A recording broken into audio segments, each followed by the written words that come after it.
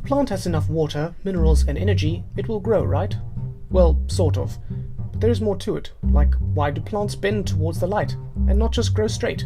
And why is it that the stem grows up but the roots grow down? It isn't as if the plant has eyes to tell it where the sun is. You should already know about tropisms, so phototropism and geotropism. But if you have forgotten, watch our video called Plant Hormones, Tropisms first. But how does it actually do this?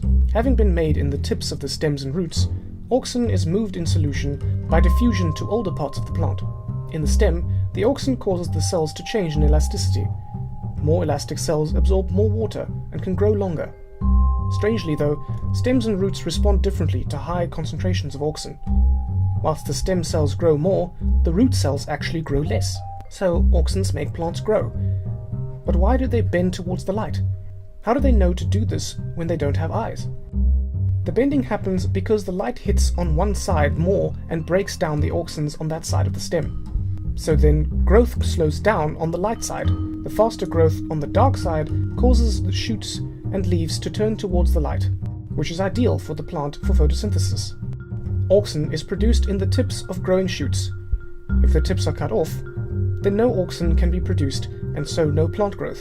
If the tips are covered whilst auxin is still produced, light cannot break it down and so phototropism cannot occur. The plant just grows straight up and does not bend towards the light. Pretty straightforward so far. Now let's switch it up a bit. Auxins have the opposite effect on root cells. In roots, auxins cause less growth. The shaded side of roots contain more auxin, and so they grow less. This enables the light side of the roots to grow more and bend away from the light.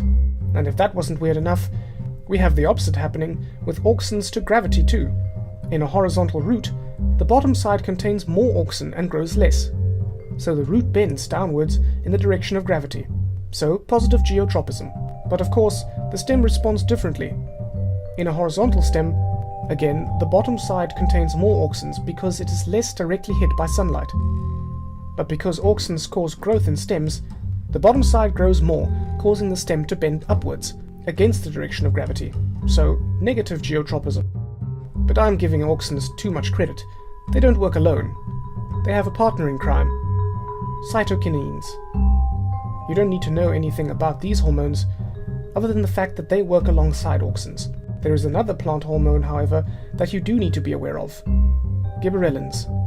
Once a seed germinates, the roots and shoots start to grow. But for this, the seed needs energy. Luckily, the seed releases a hormone called gibberellin, which causes the starch in the seed to turn into sugars and provides the seed with energy to grow. As well as causing shoot growth, gibberellins can also stimulate flowering and the production of fruit in some plants, and they also work with auxins to cause stem elongation. So now we know all about how plant hormones work. Have a think about how they could be used. We will discover some uses in our video on how we use plant hormones.